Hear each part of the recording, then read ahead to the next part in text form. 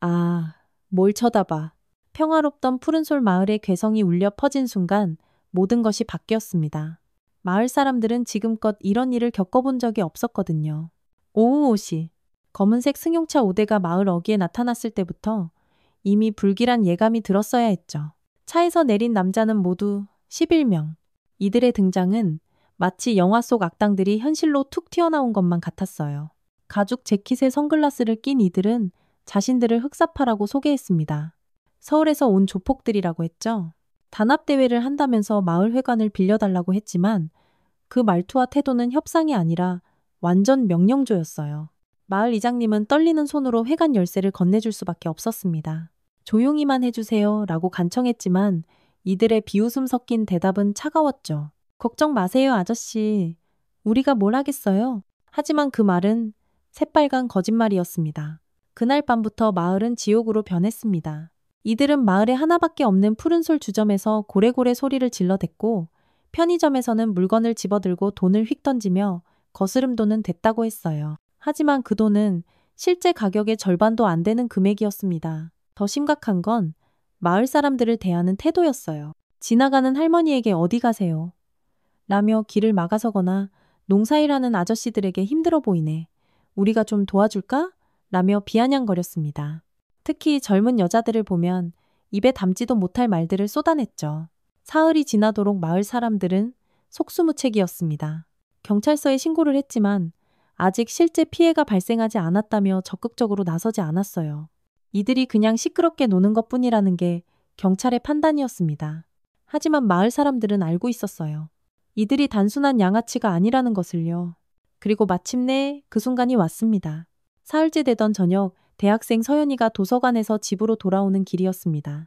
평소처럼 이어폰을 끼고 천천히 걷고 있던 서연이 앞에 갑자기 남자 3명이 나타났습니다.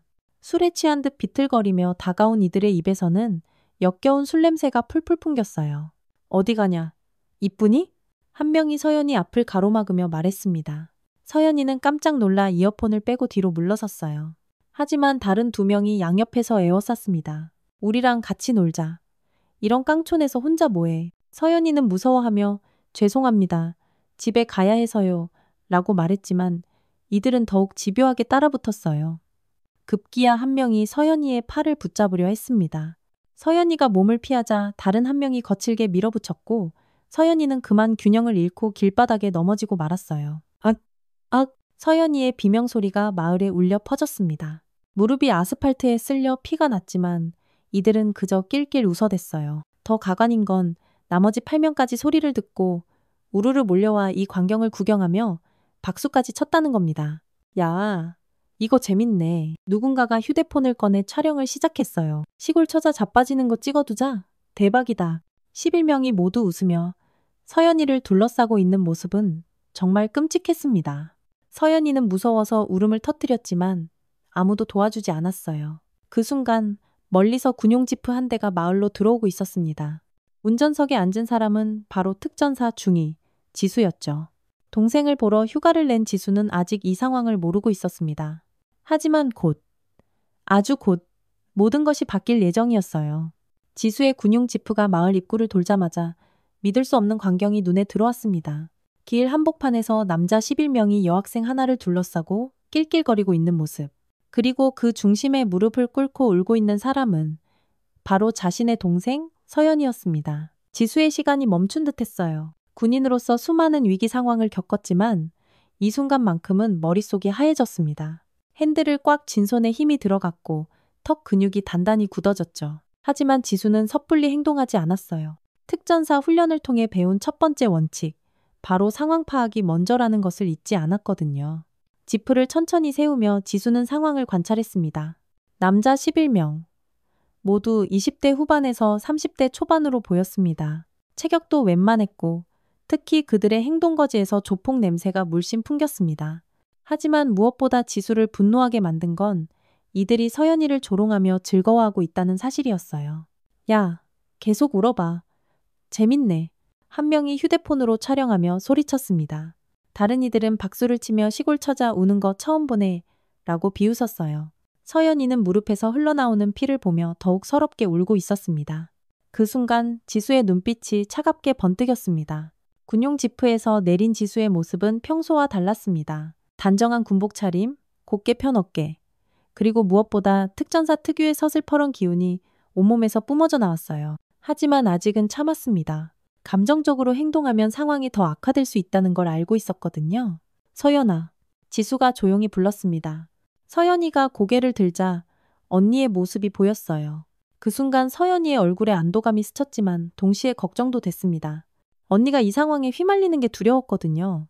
11명의 남자들도 지수를 발견했어요. 처음엔 그냥 지나가는 사람인 줄 알았지만 군복을 보고는 조금 당황한 기색을 보였습니다. 하지만 이내 비웃음을 지었죠. 어이구, 군발이 나셨네. 한 명이 큰 소리로 말했습니다. 여긴 뭐하러 왔어? 훈련소로 꺼지지 그래? 다른 이들도 낄낄대며 웃었습니다. 하지만 지수는 전혀 반응하지 않았어요. 대신 천천히 서연이에게 다가갔습니다. 일어나. 지수의 목소리는 낮고 차분했어요. 서연이를 일으켜 세우며 상처를 살폈습니다. 다행히 큰 부상은 아니었지만 무릎에서 계속 피가 나고 있었어요. 지수는 주머니에서 손수건을 꺼내 서연이의 상처를 닦아주었습니다. 야, 우리 말 안 들려? 한 명이 지수에게 다가오며 어깨를 툭 쳤어요. 그 순간 지수의 손이 번개처럼 움직였습니다. 상대방의 손목을 낚아채 비틀자 남자는 악하는 비명과 함께 무릎을 꿇었어요. 하지만 지수는 바로 놓아주었습니다. 경고였거든요. 건드리지 마. 지수의 목소리에는 서늘한 위협이 담겨 있었어요. 11명의 남자들이 순간 긴장했습니다. 이 역은 보통이 아니라는 걸 직감적으로 알아챈 거죠. 너 뭐야?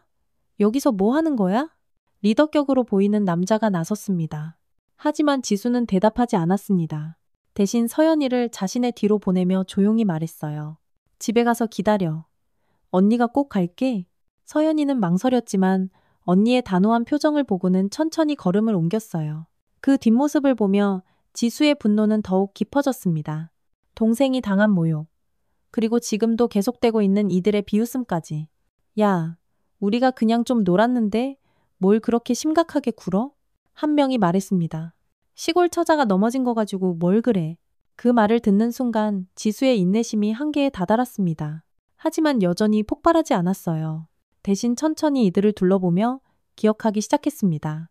얼굴, 체격, 행동 패턴까지 모든 것을 머릿속에 새겨 넣었어요. 우리 내일까지 여기 있을 거야. 리더가 지수를 보며 말했습니다. 혹시 문제 있으면 언제든 와. 우리 흑사파가 상대해줄게. 지수는 아무 말 없이 고개를 끄덕였습니다. 그리고 천천히 뒤돌아서서 집으로 향했어요. 하지만 이들은 몰랐습니다. 지수가 이미 머릿속으로 작전을 짜고 있다는 것을 말이죠. 집에 도착한 지수는 부모님께 간단히 인사를 드린 후 서연이 방으로 들어갔습니다. 서연이는 여전히 울고 있었어요. 지수는 동생을 꽉 안아주며 말했습니다. 괜찮아. 언니가 다 해결할게. 그날 밤 지수는 잠들지 않았어요. 창문 너머로 마을을 내려다보며 계획을 세웠습니다. 특전사로서 배운 모든 지식과 기술을 총동원해서 이 상황을 해결할 방법을 찾고 있었거든요. 폭력을 쓰지 않고도 이들을 제압할 수 있는 완벽한 계획을 말이죠. 새벽 5시, 지수는 조용히 침대에서 일어났습니다. 어젯밤 내내 세운 계획을 다시 한번 점검하며 군복을 정갈하게 입었어요. 거울 앞에서 자신을 바라보는 지수의 눈빛은 차갑고 결연했습니다. 오늘 하루 안에 이 모든 상황을 끝내겠다는 의지가 담겨 있었거든요. 먼저 지수가 한 일은 정보 수집이었습니다. 특전사 훈련에서 가장 중요하게 배운 것, 바로 적을 알아야 이긴다는 원칙이었어요. 지수는 마을을 한 바퀴 돌며 이들의 동선과 패턴을 파악하기 시작했습니다. 흑사파 조직원들은 마을 회관에서 잠을 자고 있었어요.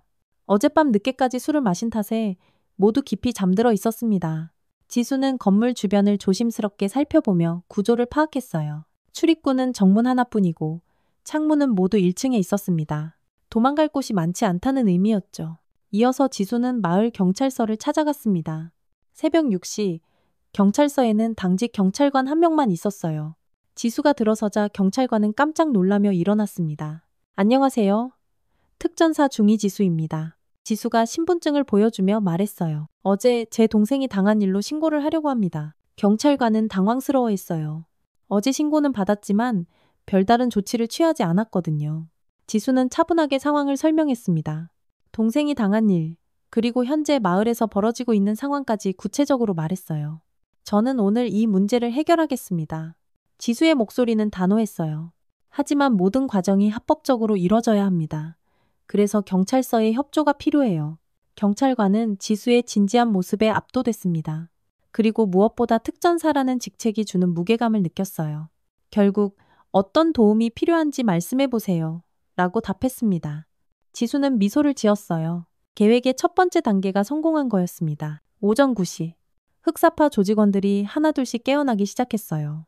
숙취 때문에 모두 괴로워하고 있었지만 여전히 거만한 태도는 변하지 않았습니다. 아침부터 큰 소리로 떠들며 마을 사람들을 불쾌하게 만들었어요. 야, 어제 그 군인년 어디 갔냐? 한 명이 말했습니다. 오늘도 나타나려나? 뭘 쪼냐? 여자 하나가 뭘 하겠어? 리더가 비웃으며 대답했습니다. 우리가 11명인데. 하지만 이들은 몰랐어요. 지수가 이미 완벽한 계획을 세워두었다는 것을 말이죠. 오전 10시. 지수는 다시 나타났습니다. 하지만 이번에는 혼자가 아니었어요. 경찰관 2명이 함께 있었고 무엇보다 지수의 손에는 확성기가 들려 있었습니다. 흑사파 여러분. 지수가 확성기로 말했어요. 저는 특전사 중위지수입니다. 어제 여러분이 제 동생에게 한 행동에 대해 이야기하고 싶습니다. 회관에서 조직원들이 하나둘씩 나왔어요. 모두 화가 난 표정이었지만 경찰이 함께 있다는 점 때문에 함부로 행동하지는 못했습니다. 뭐야 이거? 리더가 나오며 말했어요. 우리가 뭘 잘못했다고? 지수는 차분하게 대답했어요. 여러분은 어제 제 동생을 넘어뜨리고 조롱했습니다. 그리고 지금도 마을 사람들에게 피해를 주고 있어요. 이는 명백한 범죄 행위입니다. 범죄? 한 명이 비웃으며 말했습니다. 우리가 언제 범죄를 저질렀어? 그냥 좀 놀았을 뿐인데? 그 순간 지수가 휴대폰을 꺼냈습니다. 여러분의 모든 행동이 녹화되어 있습니다. 어제 동생을 괴롭힌 영상, 그리고 지난 사흘 동안 마을에서 벌인 모든 일들이 기록되어 있어요. 조직원들의 얼굴이 굳어졌어요. 언제 촬영했는지 알 수 없었지만 지수의 말이 거짓이 아니라는 걸 직감했거든요. 그래서 여러분께 2가지 선택권을 드리겠습니다. 지수가 계속 말했어요. 첫 번째는 지금 당장 이 마을을 떠나는 것입니다. 그리고 다시는 이곳에 나타나지 않는 것이죠. 두 번째는 리더가 험악한 표정으로 물었어요. 법정에서 만나는 겁니다. 지수의 목소리에는 확신이 담겨 있었어요. 폭행, 협박, 재물손괴 등의 혐의로 정식 고발하겠습니다. 물론 모든 증거는 준비되어 있고요. 순간 침묵이 흘렀습니다. 11명의 조직원들은 서로 눈치를 보며 갈등했어요. 이들도 바보가 아니었습니다. 진짜 법적 문제가 될 수 있다는 걸 알았거든요. 하지만 리더는 쉽게 물러서지 않았어요. 야, 네가 뭔데 우리한테 명령이야? 우리가 무서워서 도망갈 것 같아? 지수는 미소를 지었습니다. 예상했던 반응이었어요. 그리고 이제 진짜 계획의 핵심이 시작될 때였습니다. 그렇다면 제가 직접 설득해드리겠습니다. 지수가 경찰관들을 보며 말했어요. 정당방위 상황이 될 수 있으니 잘 지켜봐 주세요. 그 순간 리더가 지수에게 달려들었습니다. 하지만 지수는 전혀 당황하지 않았어요. 오히려 이 순간을 기다리고 있었거든요. 리더가 지수에게 달려드는 순간 시간이 느리게 흘러가는 듯 했습니다. 하지만 이는 구경하는 사람들의 착각이었어요. 지수에게는 모든 것이 선명하고 빠르게 보였거든요. 특전사 훈련을 통해 익힌 반사신경과 전투 기술이 몸에 완전히 배어 있었기 때문입니다. 리더의 주먹이 지수의 얼굴을 향해 날아왔어요. 하지만 지수는 고개를 살짝 옆으로 기울이며 주먹을 피했습니다. 동시에 상대방의 팔을 잡고 비틀면서 무릎으로 명치를 정확히 가격했어요. 크헉! 리더는 비명을 지르며 바닥에 쓰러졌습니다. 형님! 다른 조직원들이 놀라며 소리쳤어요. 하지만 지수는 이미 다음 상대를 바라보고 있었습니다. 표정은 여전히 차분했고 숨조차 거칠어지지 않았어요. 한 명씩 오세요. 지수가 조용히 말했습니다. 아니면 모두 함께 와도 상관없어요. 이 도발에 3명이 동시에 달려들었어요. 하지만 지수에게는 예상 범위 내의 일이었습니다. 왼쪽에서 오는 주먹을 손목으로 막으며 카운터로 상대의 턱을 올려쳤고 오른쪽에서 오는 발차기는 그대로 잡아서 비틀어 넘어뜨렸어요. 가운데서 달려오는 상대는 어깨로 받아내며 뒤로 밀어냈습니다. 불과 3초 만에 3명이 모두 바닥에 나뒹굴고 있었어요. 마을 사람들이 하나둘씩 나와서 이 광경을 지켜보기 시작했습니다. 누구도 말을 하지 않았지만 모두의 입이 떡 벌어져 있었어요. 이게 뭐야? 남은 조직원 중 한 명이 떨리는 목소리로 말했어요. 여자가. 어떻게? 지수는 넘어진 이들을 차례로 살펴봤습니다. 모두 살아있고 심각한 부상도 없었어요. 정확히 의도한 대로였습니다. 상대를 제압하되 크게 다치게 하지는 않는 것. 이것이 지수의 원칙이었거든요. 계속 하시겠습니까? 지수가 남은 7명을 보며 물었어요. 하지만 이들은 이미 겁에 질려 있었습니다. 동료 4명이 눈 깜짝할 새에 제압되는 걸 본 후로는 선뜻 나서는 이가 없었어요. 그런데 그때 리더가 일어나며 소리쳤습니다. 얘들아, 다 같이 달려들어. 여자 하나가 뭘 어쩌겠어. 이 말에 용기를 얻은 나머지 7명이 모두 지수에게 달려들었어요. 하지만 지수는 전혀 당황하지 않았습니다. 오히려 이런 상황이야말로 특전사 훈련에서 가장 많이 연습했던 시나리오였거든요. 지수는 한 발 뒤로 물러서며 원형으로 움직이기 시작했어요. 이렇게 하면 상대들이 서로 방해가 되어 한 번에 공격할 수 없다는 걸 알고 있었습니다. 첫 번째 상대가 몽둥이를 들고 휘둘렀지만 지수는 몸을 숙여 피하며 다리를 걸어 넘어뜨렸어요. 두 번째 상대는 지수의 뒤에서 붙잡으려 했지만 진아가 팔꿈치로 명치를 가격하며 벗어났습니다. 세 번째와 네 번째는 양쪽에서 협공했지만 지수는 한 명을 잡아서 다른 한 명에게 밀어붙여 둘 다 넘어뜨렸어요.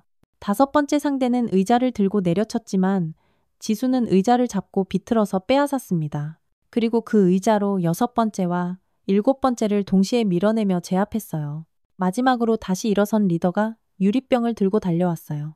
하지만 지수는 침착하게 상대의 손목을 잡고 압박점을 눌러 유리병을 떨어뜨렸습니다. 그리고 마지막으로 어깨를 잡고 넘어뜨리며 모든 전투를 마무리했어요. 불과 2분도 안 되는 시간에 11명이 모두 바닥에 쓰러져 있었습니다. 반면 지수는 숨조차 크게 차지 않은 채 서 있었어요. 마을 사람들은 믿을 수 없다는 표정으로 이 광경을 바라봤습니다. 으아. 리더가 일어나려 했지만 온몸이 쑤셔서 제대로 움직일 수 없었어요. 다른 조직원들도 마찬가지였습니다. 모두 살아있고 의식도 있었지만 몸 곳곳이 아팠거든요. 지수는 천천히 리더에게 다가갔어요. 그리고 무릎을 꿇고 눈높이를 맞춰 말했습니다. 이제 선택하세요. 첫 번째, 지금 당장 이 마을을 떠나는 것. 두 번째, 법정에서 만나는 것. 어떤 걸 선택하시겠습니까? 리더는 지수의 차가운 눈빛을 보며 몸서리쳤어요. 이 여자가 진짜 군인이라는 걸 이제야 깨달았습니다. 그리고 자신들이 절대 이길 수 없는 상대라는 것도 말이죠. 가겠습니다. 리더가 떨리는 목소리로 말했어요. 지금 당장 떠나겠습니다. 지수는 고개를 끄덕였어요. 그리고 일어서서 다른 조직원들을 둘러봤습니다. 모두 고개를 숙이고 있었어요. 1시간 안에 모든 짐을 챙기고 마을을 떠나세요. 지수가 말했어요. 그리고 다시는 이곳에 나타나지 마세요. 만약 다시 보게 된다면 그때는 정말 법적 조치를 취하겠습니다. 조직원들은 서로를 부축하며 회관으로 들어갔어요. 짐을 챙기기 위해서였습니다. 지수는 그 모습을 지켜보며 경찰관들에게 말했어요. 이들이 완전히 떠날 때까지 지켜봐 주세요. 혹시 마을 사람들에게 보복하려 할 수도 있거든요. 경찰관들은 고개를 끄덕였어요. 이들도 지수의 실력에 완전히 압도된 상태였습니다. 40분 후 5대의 검은 승용차가 마을을 떠났어요. 흑사파 조직원들은 정말로 모든 짐을 챙기고 도망치듯 사라졌습니다. 마을에는 다시 평화가 찾아왔어요. 마을 사람들이 지수 주변으로 모여들었습니다. 모두 감탄과 감사의 표정이었어요. 하지만 지수는 담담했습니다. 특별한 일을 한 게 아닙니다. 지수가 말했어요. 군인으로서 당연한 일을 했을 뿐이에요. 흑사파가 마을을 떠난 후 푸른솔 마을은 완전히 다른 분위기가 되었습니다. 마을 사람들은 지수를 영웅처럼 바라봤고 어딜 가든 고맙다, 대단하다는 말이 쏟아졌어요. 하지만 정작 지수는 이런 관심이 불편했습니다. 군인으로서 당연한 일을 했을 뿐인데 너무 과하게 떠받든다는 생각이 들었거든요. 그런데 문제는 이 일이 여기서 끝나지 않았다는 점이었어요. 마을 사람 중 누군가가 그날의 영상을 촬영해서 인터넷에 올린 것입니다. 제목은 특전사 여중이 조폭 11명 완전 제압이었어요. 영상은 순식간에 퍼져나가기 시작했습니다. 첫날 조회수 10만, 둘째 날 100만, 셋째 날에는 500만을 넘어섰어요. 댓글들도 폭발적으로 달렸습니다. 와, 진짜 영화 같다. 이게 진짜 특전사 실력이구나. 11명을 혼자서? 말도 안 돼. 조폭들 도망가는 거 개웃기네. 여자가 저렇게 셀 수가 있나? 우리나라 군대 역시 최고다. 하지만 모든 반응이 긍정적이지만은 않았어요. 일부에서는 과도한 폭력이다, 법적 절차를 무시했다 같은 비판도 제기됐습니다. 무엇보다 지수가 속한 부대에서 이 상황을 예의주시하고 있었어요. 휴가 마지막 날, 지수에게 부대에서 연락이 왔습니다. 즉시 복귀하라는 내용이었어요. 지수는 이미 예상하고 있었습니다. 이런 일이 일어나면 반드시 조사가 들어간다는 걸 알고 있었거든요. 부대로 돌아간 지수를 기다리고 있던 건 대대장과의 면담이었어요. 중령 계급장을 단 대대장은 지수를 보며 복잡한 표정을 지었습니다. 지수 중이. 대대장이 엄숙하게 말했어요. 자네가 벌인 일이 인터넷에서 화제가 되고 있다는 걸 알고 있나? 예, 대대장님. 지수가 바른 자세로 대답했어요. 하지만 저는 잘못된 일을 하지 않았습니다. 모든 과정이 정당방위였고 경찰도 현장에 있었습니다. 대대장은 고개를 끄덕였어요. 그건 나도 안다. 법적으로는 문제 없어. 하지만 문제는 따로 있어. 어떤 문제입니까? 관심이 너무 많아졌다는 거야. 대대장이 한숨을 쉬었어요. 국방부에서도 연락이 왔고 언론사에서도 인터뷰 요청이 쇄도하고 있어. 심지어 예능 프로그램 출연 제의까지 들어왔다더군. 지수는 당황했어요. 그런 일까지 벌어질 줄은 몰랐거든요. 저는 그런 것들을 원하지 않습니다. 알고 있어. 하지만 이미 상황이 너무 커졌어. 대대장이 서류를 건네주며 말했습니다. 국방부에서 내린 결정이야. 자네를 홍보대사로 임명한다는 거다. 홍보대사요? 지수가 놀라며 물었어요. 국군 홍보대사. 전국을 돌며 특전사의 위상을 알리고 국방의 중요성을 홍보하는 임무야. 대대장이 설명했어요. 물론 자네가 원하지 않는다는 걸 안다. 하지만 이미 결정된 일이야. 지수는 막막했어요.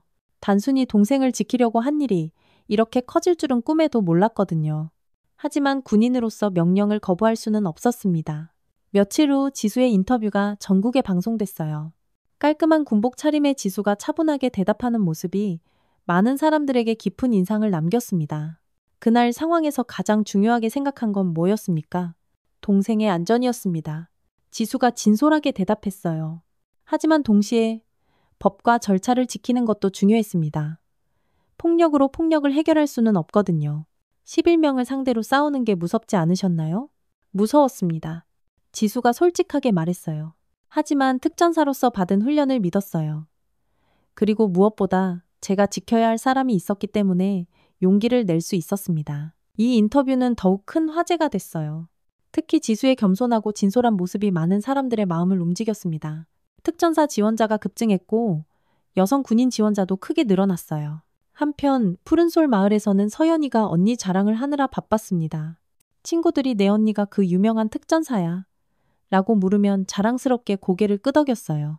무릎의 상처는 이미 다 나았지만 그날의 기억은 평생 잊지 못할 거였습니다. 부모님들도 지수를 더욱 자랑스러워했어요. 마을 사람들이 좋은 딸 두셨네요 라고 말할 때마다 뿌듯해했습니다. 하지만 동시에 지수가 너무 유명해져서 걱정도 됐어요. 그런데 이야기는 여기서 끝나지 않았습니다. 지수의 영상을 본 사람 중에는 다른 지역의 불량배들도 있었거든요. 일부는 진짜인지 확인해보자며 도전장을 내밀기도 했고 일부는 복수하겠다며 협박하기도 했어요. 지수는 새로운 고민에 빠졌습니다. 한 번의 정의로운 행동이 이렇게 많은 결과를 가져올 줄은 몰랐거든요. 하지만 후회하지는 않았어요. 동생을 지킨 것, 그리고 마을의 평화를 되찾은 것은 분명히 옳은 일이었으니까요. 며칠 후 지수에게 또 다른 소식이 전해졌습니다. 흑사파가 다른 조직과 합쳐져서 더 큰 세력이 됐다는 정보였어요. 그리고 이들이 지수에게 복수를 계획하고 있다는 첩보도 들어왔습니다. 이제 시작인 것 같네. 지수가 혼자 중얼거렸어요. 하지만 두렵지는 않았습니다. 특전사로서 그리고 누군가의 언니로서 해야 할 일이 무엇인지 분명히 알고 있었거든요. 지수가 홍보대사 활동을 시작한 지 한 달이 지났을 때 예상치 못한 소식이 들려왔습니다. 군 정보부에서 긴급 보고서를 가져온 것이었어요. 내용은 충격적이었습니다. 흑사파가 해체된 후 남은 조직원들이 천룡회라는 더 큰 조직에 흡수됐다는 정보였습니다. 천룡회는 수도권을 중심으로 활동하는 대형 조직으로 구성원만 300명이 넘는다고 했어요. 무엇보다 심각한 건 이들이 지수를 표적으로 삼고 있다는 첩보였습니다. 복수는 반드시 한다는 것이 천룡회의 철칙이었거든요. 자신들과 연합한 흑사파가 당한 굴욕을 그냥 넘어갈 수 없다는 입장이었습니다. 더욱이 지수가 전국적으로 유명해지면서 자신들의 체면이 더욱 구겨졌다고 생각했어요. 어느 날 저녁 지수가 부대에서 막사로 돌아가는 길이었습니다. 평소처럼 군복을 입고 걷고 있는데 갑자기 검은색 승용차 한 대가 옆에 멈췄어요.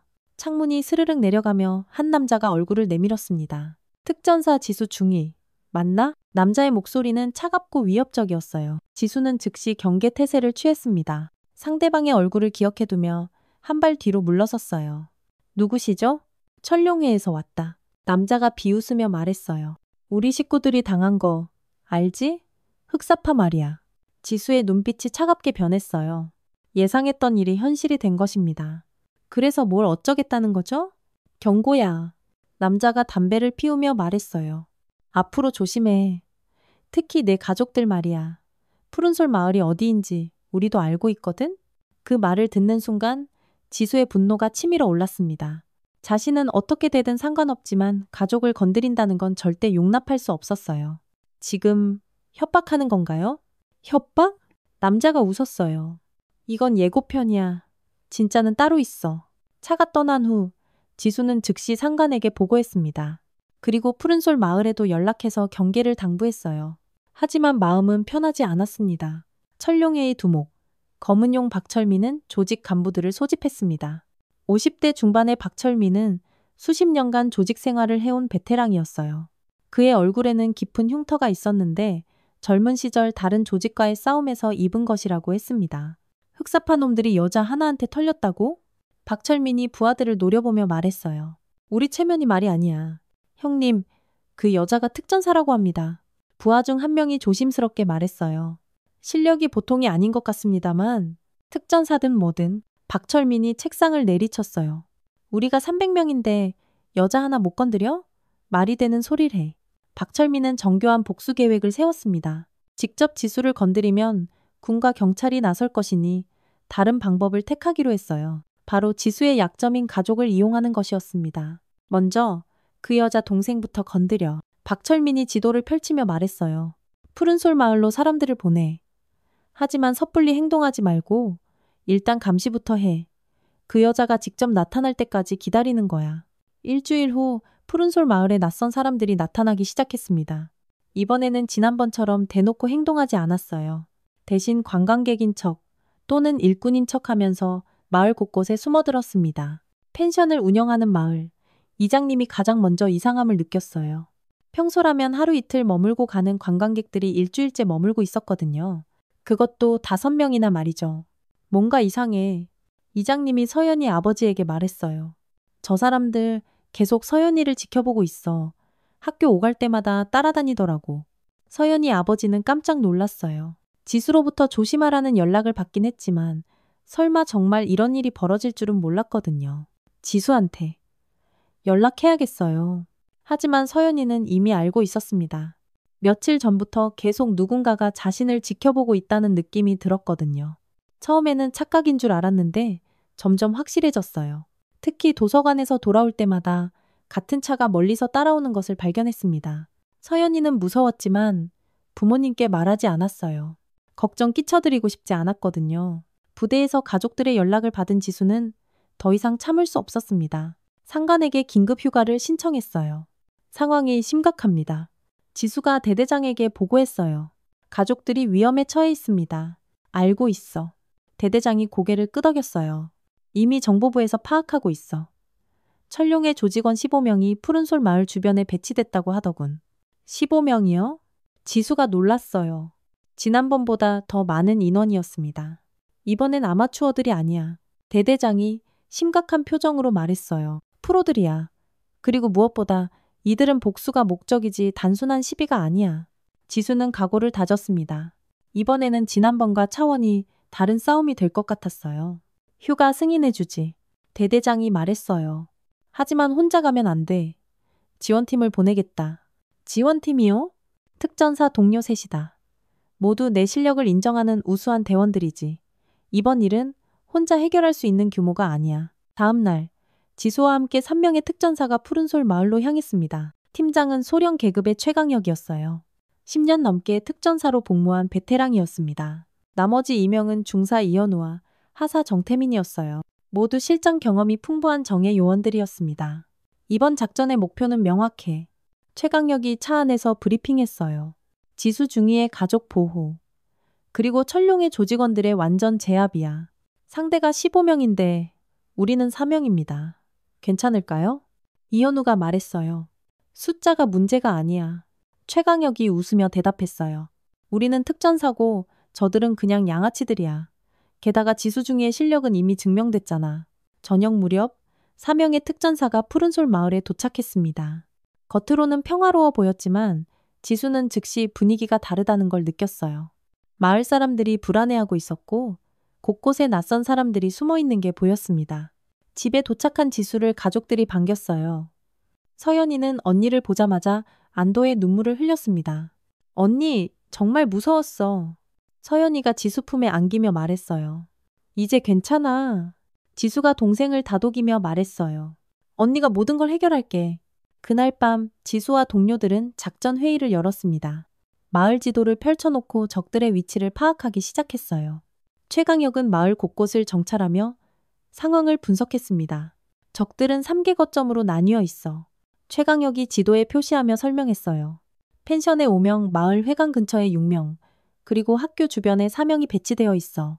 모두 서연이를 감시하는 포지션이네요. 정태민이 말했어요. 그래. 하지만 이건 우리에게 기회이기도 해. 지수가 말했어요. 분산되어 있으니 각계격파가 가능하거든요. 이현우가 고개를 끄덕였어요. 어떤 순서로 진행할까요? 최강혁이 시계를 보며 말했습니다. 새벽 5시에 작전을 시작한다. 가장 외곽에 있는 학교 주변 팀부터 제압하고 펜션, 마지막으로 회관 순서로 갈 거야. 소음은 최대한 줄여야 합니다. 지수가 덧붙였어요. 마을 사람들이 놀랄 수 있거든요. 새벽 5시, 어둠이 아직 가시지 않은 시간에 작전이 시작됐습니다. 4명의 특전사는 완벽한 팀워크로 움직였어요. 첫 번째 목표는 학교 주변에 배치된 4명의 조직원들이었습니다. 이들은 학교 담장 근처에서 서연이의 등학요기를 감시하고 있었어요. 하지만 새벽이라 모두 꾸벅꾸벅 졸고 있었습니다. 최강혁과 이현우가 양쪽에서 접근하고 지수와 정태민이 뒤를 막았어요. 잠깐, 뭐야? 한 명이 깨어나며 소리쳤지만 이미 늦었습니다. 최강혁의 압박적 공격으로 의식을 잃었고 나머지 3명도 순식간에 제압됐어요. 소음 하나 없이 완벽한 작전이었습니다. 두 번째 목표는 펜션의 5명이었어요. 이들은 관광객으로 위장하고 있었지만 새벽 6시에 모두 깨어나 무언가를 논의하고 있었습니다. 아마 오늘 서연이를 납치할 계획을 세우는 것 같았어요. 오늘 그 여자애를 잡자. 언니가 나타나면 바로 협박하는 거야. 펜션 안에서 목소리가 들려왔어요. 지수의 표정이 차갑게 굳어졌습니다. 역시 예상한 대로였어요. 최강혁이 수신호를 보내자 4명이 동시에 펜션으로 돌입했습니다. 뭐야?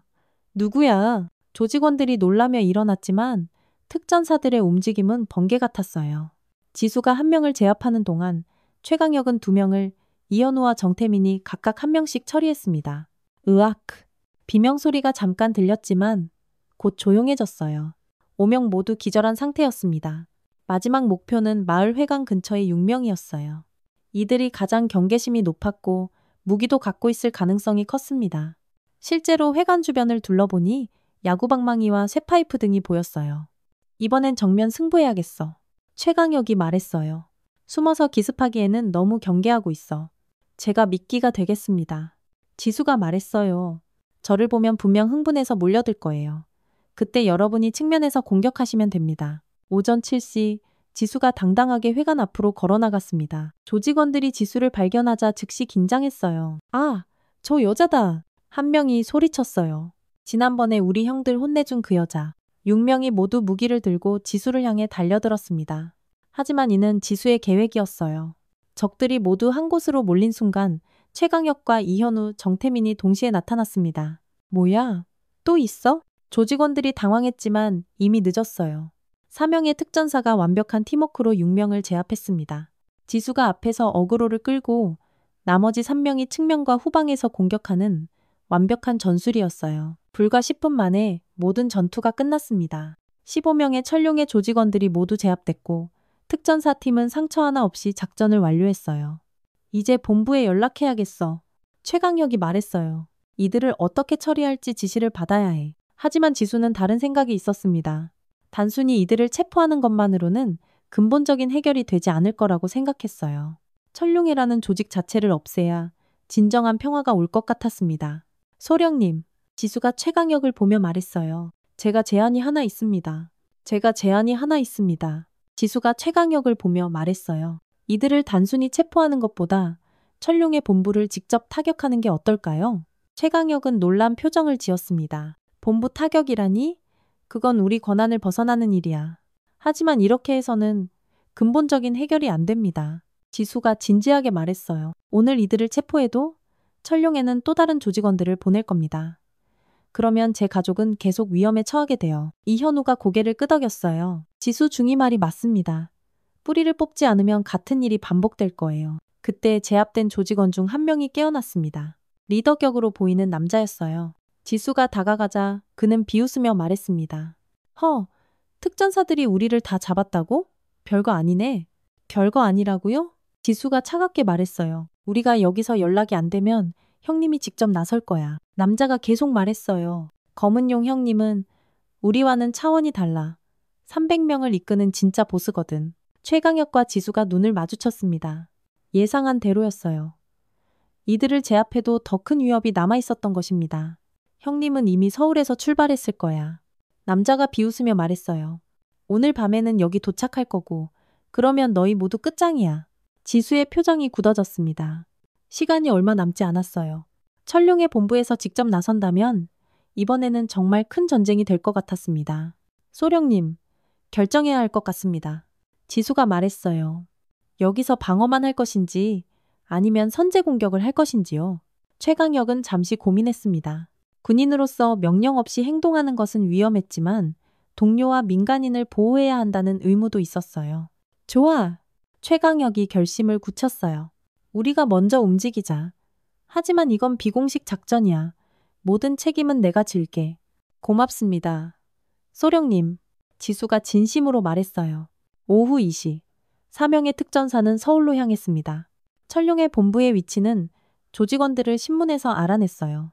강남구의 한 빌딩 전체를 사용하고 있다고 했습니다. 일단 정찰부터 하자. 최강혁이 말했어요. 상대방의 규모와 화력을 파악해야 해. 빌딩에 도착한 4명은 각자 다른 방향에서 접근했습니다. 겉으로는 평범한 사무용 빌딩 같았지만 곳곳에 감시 카메라가 있었고 경비원들도 여러 명 보였어요. 1층에 10명, 2층에 15명, 3층에 보스와 간부들이 있는 것 같습니다. 이현우가 무전으로 보고했어요. 총 25명 정도네. 우리가 상대할 수 있는 규모야. 정태민이 말했어요. 하지만 문제가 있었습니다. 민간인 빌딩이라 일반 사람들도 있었고 무엇보다 무기를 사용할 수 없었어요. 오직 맨손 격투만으로 상대해야 했습니다. 작전을 변경하죠. 지수가 제안했어요. 제가 정면으로 들어가서 어그로를 끌겠습니다.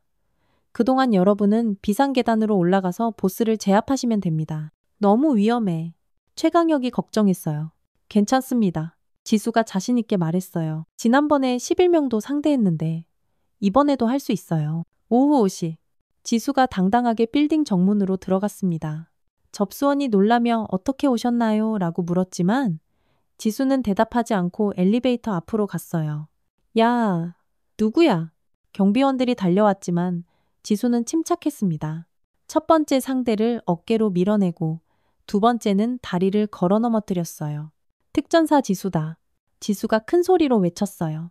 검은 용을 만나러 왔다. 순식간에 빌딩이 소란스러워졌습니다.